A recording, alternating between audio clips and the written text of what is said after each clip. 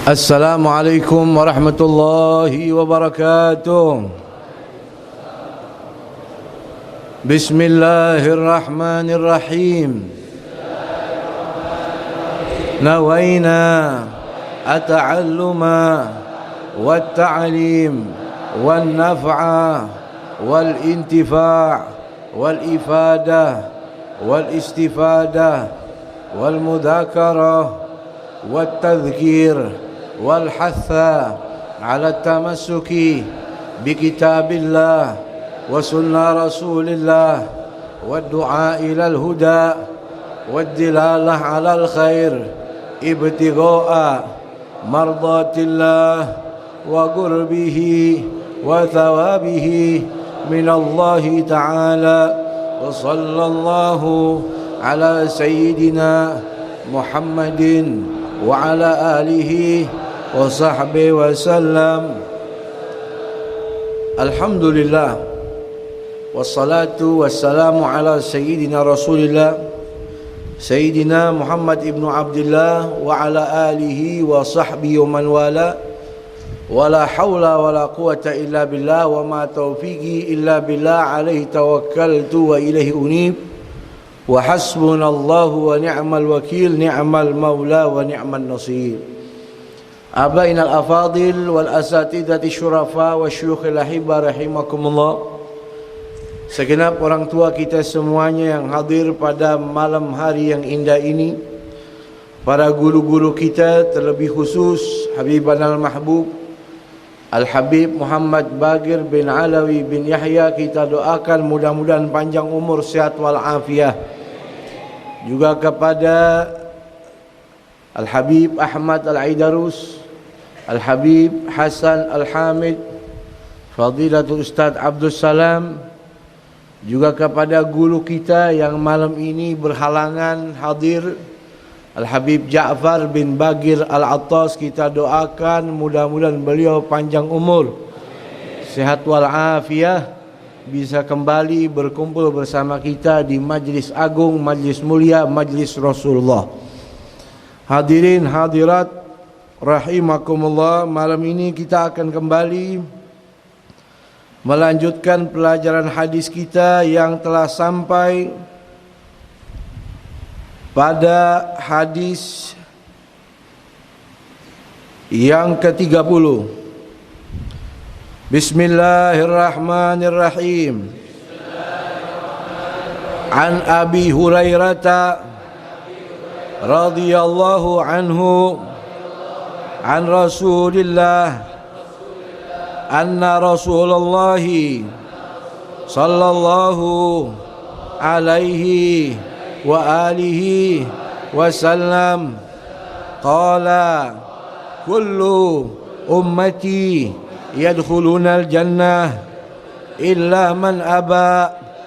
Qila wa man ya'ba ya Rasulullah? Qala man ata'ani dakhala al-jannah wa man asani faqad aba. Rawahul Bukhari. Artinya dari Imam Abu Hurairah radhiyallahu anhu, Rasulullah sallallahu alaihi wa alihi wasallam bersabda, seluruh umatku akan masuk surga terkecuali yang menolak. Salah seorang sahabat bertanya, siapa yang menolak wahai Rasulullah sallallahu alaihi wa alihi wasallam? Beliau menjawab, yang taat kepadaku masuk surga, sementara yang bermaksiat kepadaku sungguh telah menolak masuk surga. Hadis riwayat Imam Bukhari. Hadirin hadirat rahimakumullah, berkata Sayyidil Habib Umar bin Muhammad bin Salim bin Hafid, semoga Allah panjangkan usianya, Allah sehatkan badannya, Allah kabulkan hajatnya, dalam kitab rangkuman Qutuful Falihin min Riyadhus Salihin pada hadis yang ke-30 yang diriwayatkan dibawa oleh Imam Abi Hurairah radhiyallahu anhu, semoga Allah meridainya dan kita mendapatkan barokahnya, amin. Beberapa waktu yang silam pernah kita kupas tentang biografi Imam Abu Hurairah, betul? Beliau adalah Imam Abdurrahman bin Sakhr, orang yang dekat dengan Rasulullah. Sedikit menempel di sejarah Imam Abu Hurairah, beliau orang yang banyak bersahaja kepada Allah, banyak mengikuti apa yang dianjur dan apa yang diperintah oleh baginda Nabi kita Muhammad SAW. Di antaranya bertaubat dan beristighfar. Sejarah mencatat setiap hari Imam Abu Hurairah beristighfar sebanyak 12.000 kali. Setiap hari wiritannya baca istighfar 12.000 kali. Dan keluarganya mengatakan tidak pernah Imam Abu Hurairah tidur pada waktu malam kecuali tasbihnya yang bertumpuk-tumpuk, satu iketan jumlahnya 1.000, dia baca subhanallah 1.000 kali baru tidur. Itu Imam Abu Hurairah. Mudah-mudahan kita dapat berkah beliau. Ini salah satu karakter orang mulia yang tidak disebut namanya kecuali menempel dengan namanya Rasulullah. An Abi Hurairah qala Rasulullah, an Abi Hurairah anin Nabi SAW, an Abi Hurairah sami'tu Rasulullah SAW. Mudah-mudahan kita juga menjadi orang-orang yang dicinta sama Rasulullah. Hadis ini berbicara tentang dua hal. Yang pertama, keistimewaan untuk kita nih umatnya Rasulullah. Yang kedua, berbicara tentang perintah yang menyebabkan sorga dan larangan yang menyebabkan neraka. Berbicara tentang hadis yang mulia ini, yaitu tentang keistimewaan menjadi umatnya Rasulullah. Ini malam saudara kita di majlis Rasulullah, mudah-mudahan diampuni dosa kita. Kelak di hari kiamat kita mendapatkan syafaatnya Rasulullah. Malam ini kita di majlis Rasul dikasih kabar sama Nabi bahwa kita adalah penghuni sorga. Semua umatnya Nabi dari barat ke timur, hitam, putih, tua, muda, kecil atau tua, semuanya ahli sorga. Kecuali dianya yang ogah. Kecuali dianya yang nolak. Kecuali dianya yang tidak mau akan surganya Allah subhanahu wa ta'ala. Ini berita dari Rasul sallallahu rabbi wasallamu alaih. Surganya Allah bagi siapa yang mau. Yang demikian itu bagi orang-orang yang beriman pada Allah, beriman pada Nabi, mempercayai Nabi, mencintai dan mengikuti Nabi. Sebagaimana dalam Al-Quran, falladzina amanu bihi wa'azzaruhu wa nasaruhu wattaba'un nural ladzi unzila ma'ahu ulaika humul muflihun.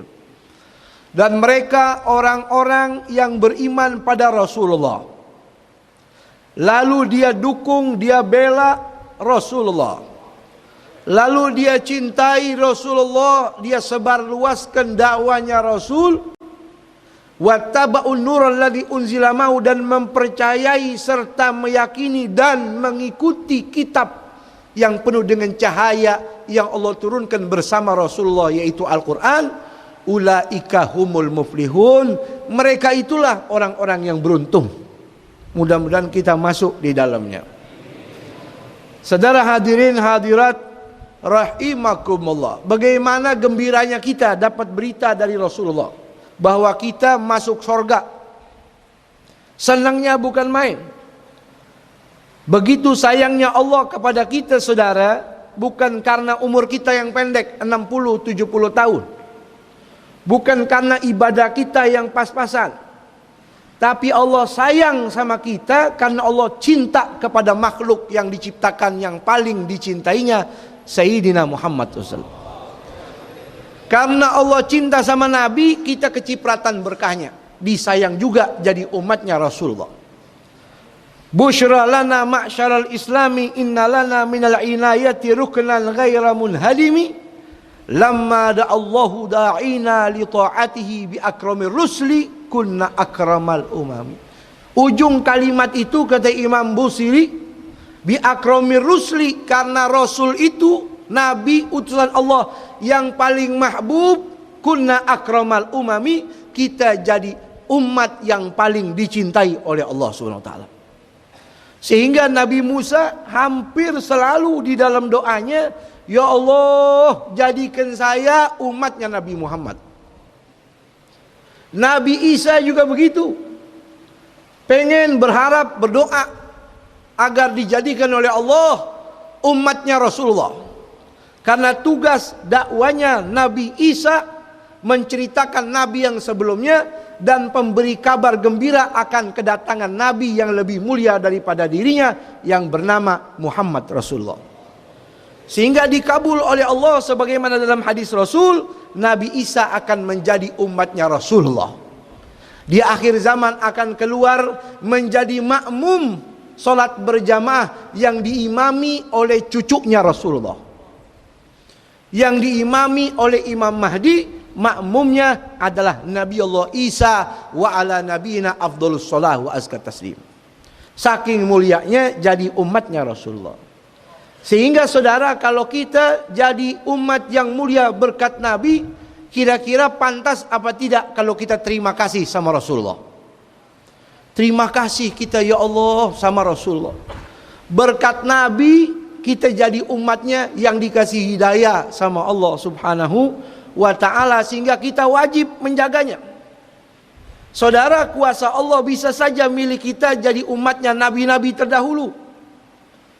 Tapi takdir ilahiyah, Allah pilih kita ada di dalam bagian umat Rasul, umat seorang nabi yang dikasih syariat sama Allah, Hanifatus Samhah, agama yang ringan, agama yang enteng, yang fadilahnya sangat besar. Umat zaman dahulu berjihad 1000 bulan, ibadah malam bangun 1000 bulan, bisa sama umatnya Nabi yang dapat 1 malam Lailatul Qadar. 1000 bulan jihad sama umatnya Nabi Muhammad SAW yang melaksanakan ibadah puasa dapat malam Lailatul Qadar. Umurnya 60-70 tahun.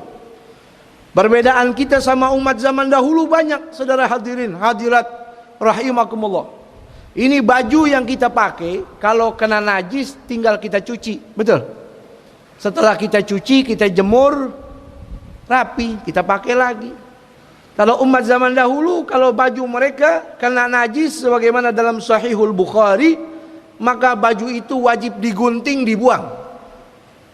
Dalam Sunan Nasai, dalam Sunan Abi Daud, qala Rasulullah SAW, idza asabal baulu ala jasadi ahadikum, jikalau air seni, air kencing mengenai baju kalian, baju mereka itu, maka digunting baju mereka, dibuang. Tapi kita tidak, kena najis cucinya bisa suruh orang lagi zaman sekarang, balik udah dilipat. Zaman dahulu kena najis nggak bisa.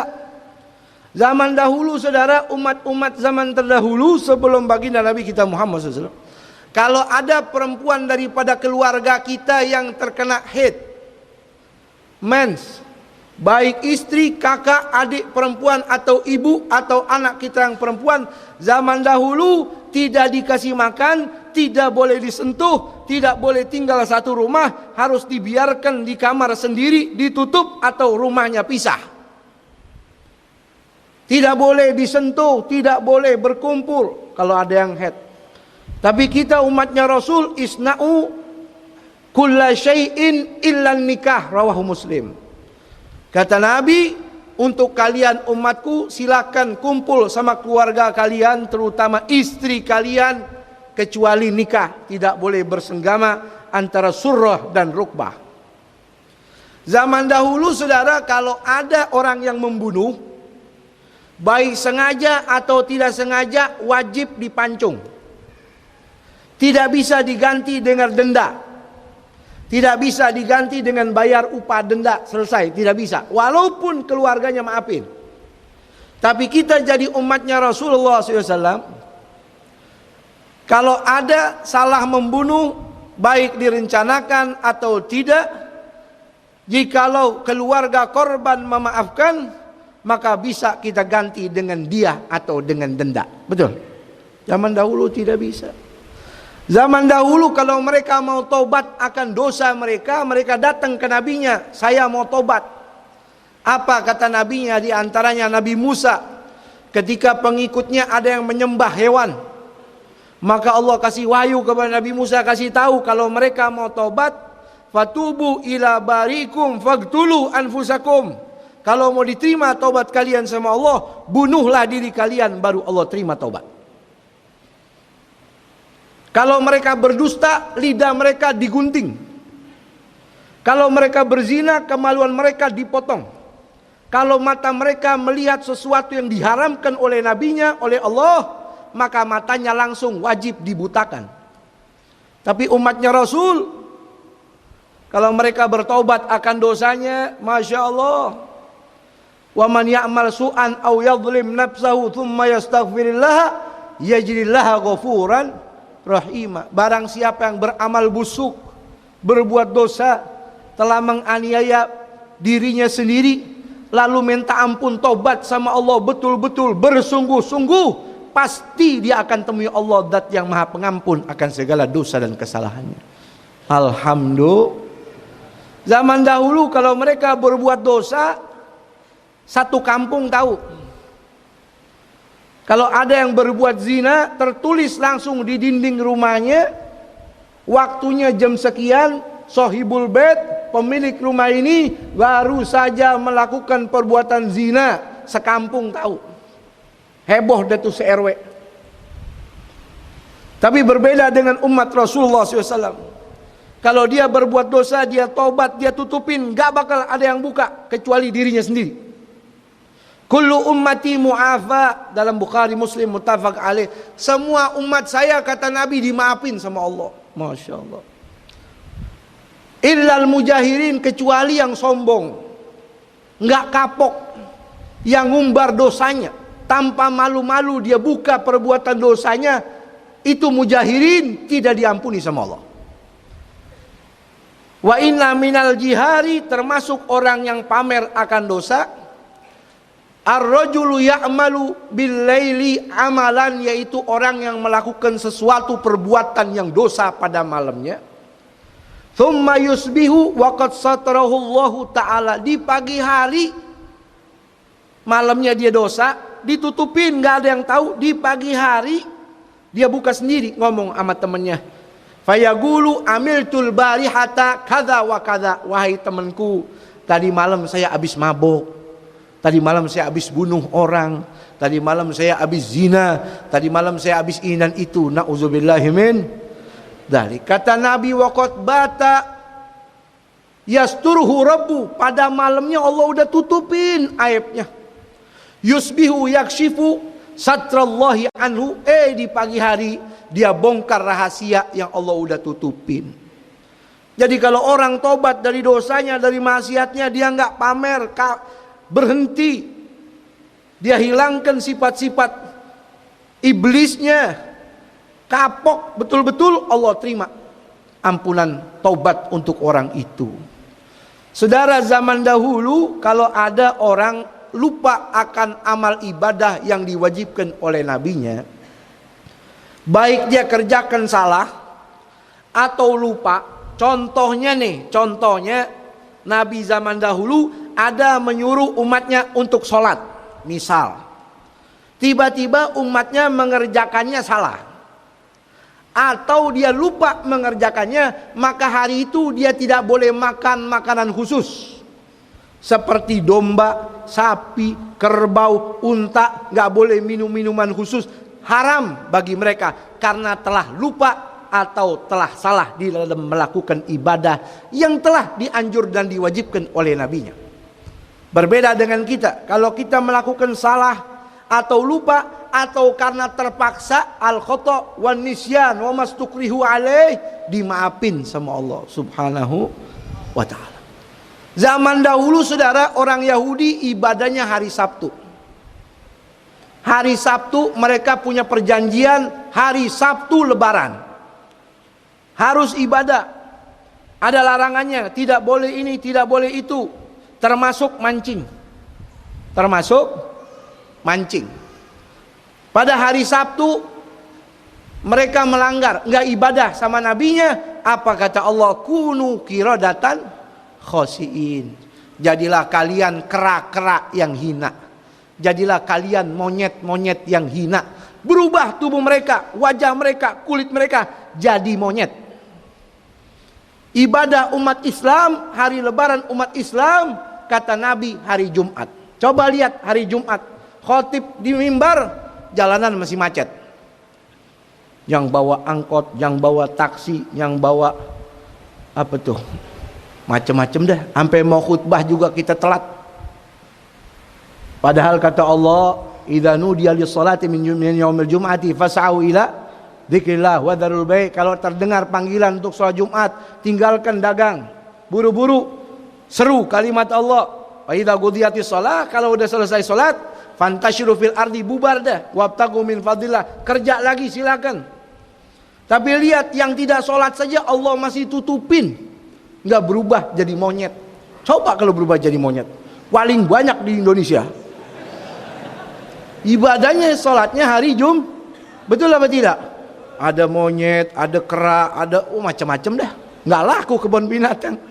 Wah, hari Jumat paling macet. Zaman dahulu saudara, kalau mereka perang, dapat rampasan perang tidak boleh disentuh. Habis dirapihin, ditaruh di tengah lapangan, mereka duduk nungguin.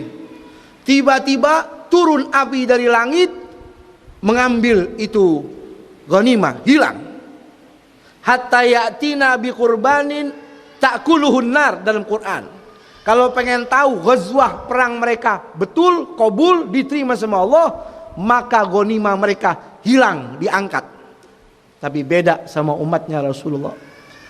Fakulu mimma ghanimtum halalan thayyiba.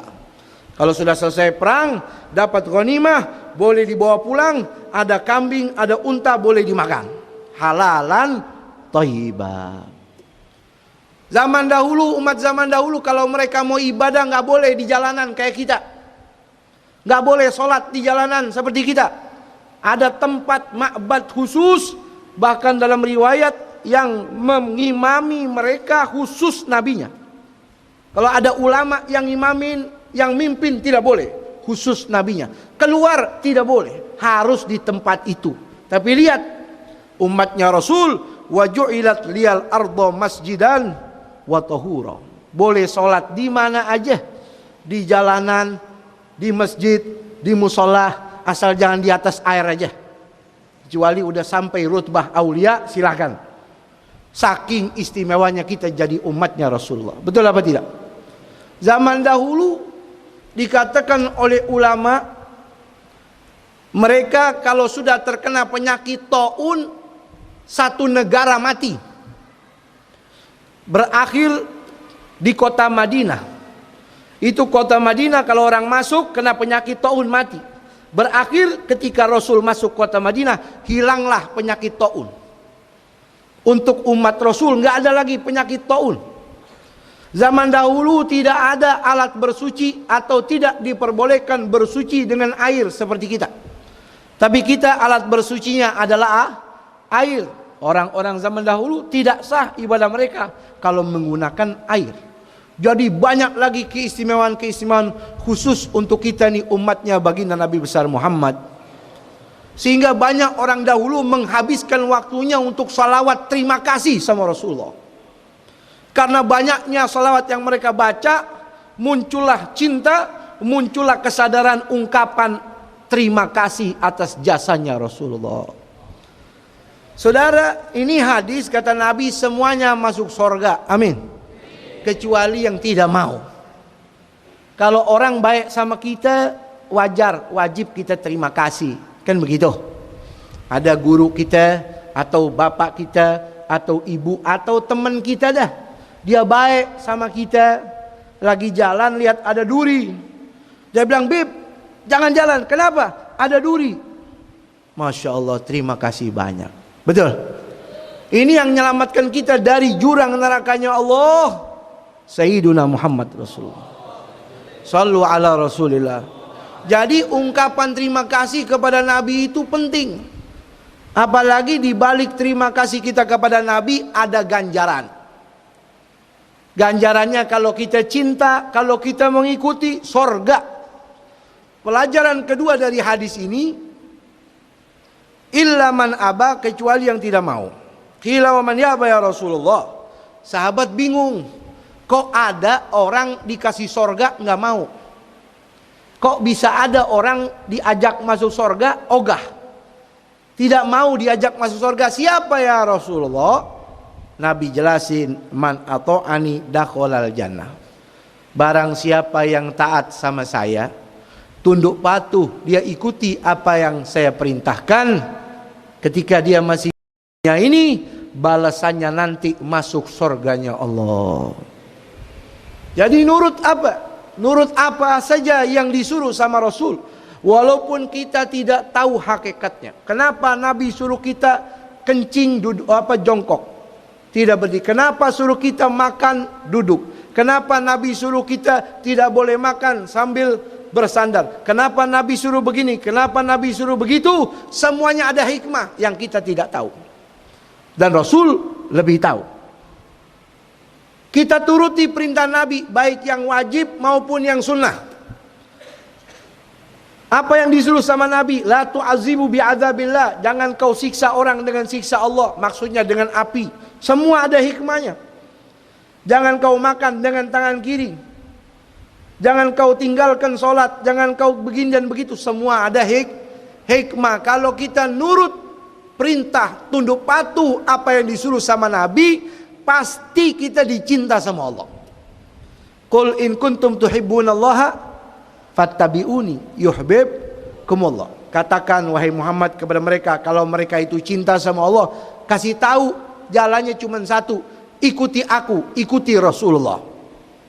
Kalau kalian ngikutin Nabi, yuhibbukumullah, kalian pasti dicintai sama Allah. Ulama zaman dahulu jangan lagi dalam soal sholat, dalam urusan makan saja mereka berusaha mencontoh apa yang dianjur dan diperintah sama Rasulullah. Sampai seorang wali saja tidak berani makan semangka. Kenapa? Apakah semangka haram? Bukan. Dia tidak pernah tahu bagaimana cara Rasul memakan semangka. Saking jaganya tuh, dia ikutin. Imam Abu Yazid Al-Bustami pernah berkata, kullu turuqi masdudatun anil khaliq illa idaktafa atharun min athari Rasulillah.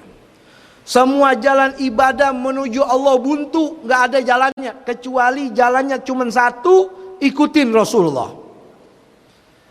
Yang terakhir dikatakan di sini, waman asani fagat aba. Barang siapa yang bermaksiat kepada aku, maksudnya melanggar apa yang disuruh oleh Rasulullah, fagat aba, berarti dia tidak mau sorga. Masya Allah. Jadi kembali mengikuti apa yang diperintah sama Nabi berarti menyebabkan kita masuk sorga. Betul. Man atau apa dalam Al-Quran Allah Ta'ala berfirman, wa man yuta'ir rasulah fagat atau Allah. Siapa saja yang taat perintah Nabi berarti dia taat kepada Allah. Apa dikatakan dalam hadis? Ma amartukum bihi fa'tu minhu mastata'tum.